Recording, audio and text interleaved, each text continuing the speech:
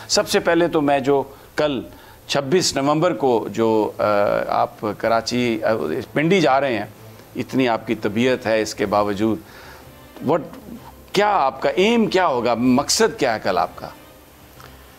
देखिए सभी, अब मैं अपनी कौम के लिए जा रहा हूँ और इंशाल्लाह मेरी कौम मेरे लिए आएगी कल। मकसद क्या है इसका? मकसद ये है कि देखें, हमने दुनिया में सारी निज़ाम देखे हैं। बरतानिया का 20 साल अंदर से रह के मैंने उनका सिस्टम देखा हुआ है। दुनिया देखी है इस उम्र में, 70 साल में कोई शायद ही मुल्क है जो मैंने नहीं देखा।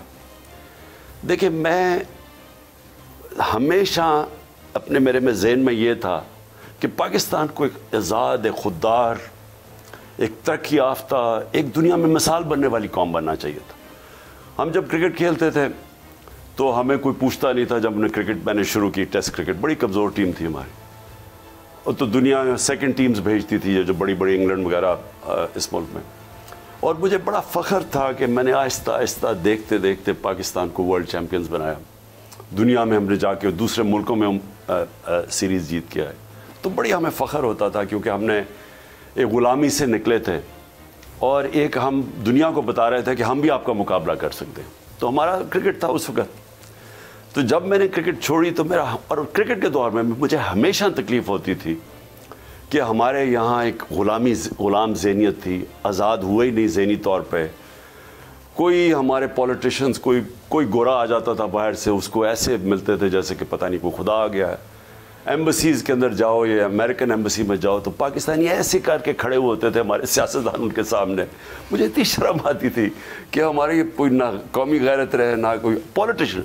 नीचे लोगों में गैरत थी, ऊपर जो लोग बैठे हुए थे तो बाहर जाते थे, वो नवाज शरीफ देख रहे हैं, वो पर्चों से पढ़ रहा है, वो कोई यानी मुझे बड़ा अफसोस होता था। और ख़ास तौर पे जब वॉर ऑन टेरर में जब हम अमेरिका की जंग लड़ रहे थे, तो जो तब पाकिस्तानियों को ज़िल्लत पाकिस्तान में मिली, यहाँ दहशतगर्दी, और पाकिस्तान से बाहर जो पाकिस्तानी थे उनको कहते थे कि जी ये सबसे ख़तरनाक मुल्क है, जंग भी उनकी लड़ रहे हैं, गालियाँ भी खा रहे हैं।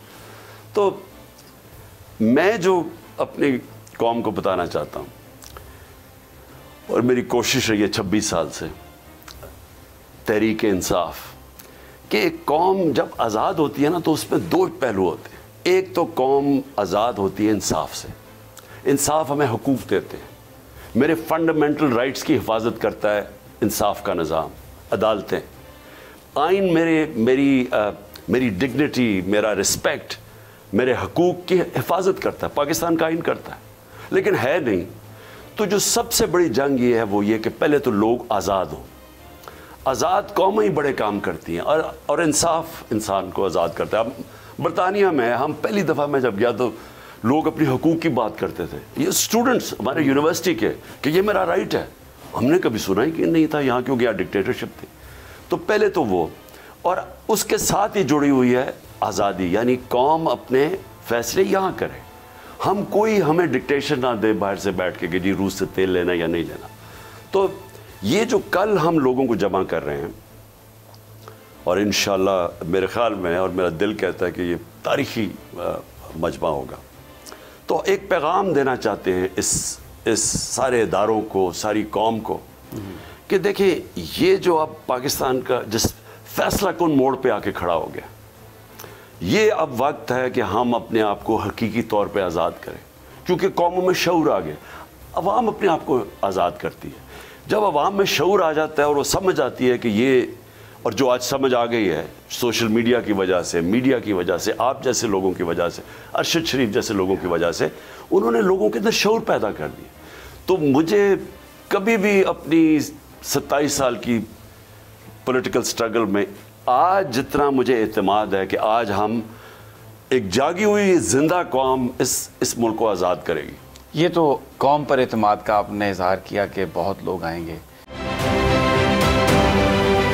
जाली केस है ना, ये हम पे उस वक्त बनाए गए थे जब हुकूमत यही थी, इन्हीं लोगों की हुकूमत थी ना। और ये जाली केस, इनको मैं नहीं कह रहा इस केस को जाली केस, इनको पाकिस्तान में क्या पूरी दुनिया में एक ऐसा शिकायत कुंदा नहीं मिला, एक ऐसा कंप्लेनेंट नहीं मिला जिसने ये कहा हो कि हमारे साथ फ्रॉड हुआ है। तो ये खुद ही बन गए कंप्लेनेंट और ये खुद ही इन्होंने खुद ही इन्वेस्टिगेशन की, उसकी खुद ही तफ्तीश भी की, यानी कि कंप्लेनेंट भी है, इन्वेस्टिगेशन ऑफिसर भी है। और इन द एंड इन्होंने फिर उसके बावजूद ये कोर्ट में जमा कराया कि जी ये केस जाली केस था, जो कुछ एग्जैक्ट कर रहा था सब लीगल। ये मेरी बात नहीं है, ये इनके इन्वेस्टिगेशन ऑफिसर की बात। आज फिर उन्हीं की हुकूमत है और अब तो हमने नारा नहीं लगाया, अब तो हम हकीकी सहाफत कर रहे हैं। आप ये समझें, ये जो हक है ना, हक पे खड़े रहना और हक को बोलना, ये दूर से लगता है तन्हा हो गए लोग। आप खान साहब को देखें, तन्हा दिखाई देने, सारी जमातें मिलकर उनके खिलाफ हैं, लेकिन आज भी पाकिस्तान की आवाम उस हक की आवाज़ के पीछे जो है 80% से ज़्यादा आवाम उनके साथ है। एग्जैक्टली इसी तरीके से बोल की कहानी है। सब्सक्राइब करें और बेल दबाएं ताकि कोई खबर रह न जाए।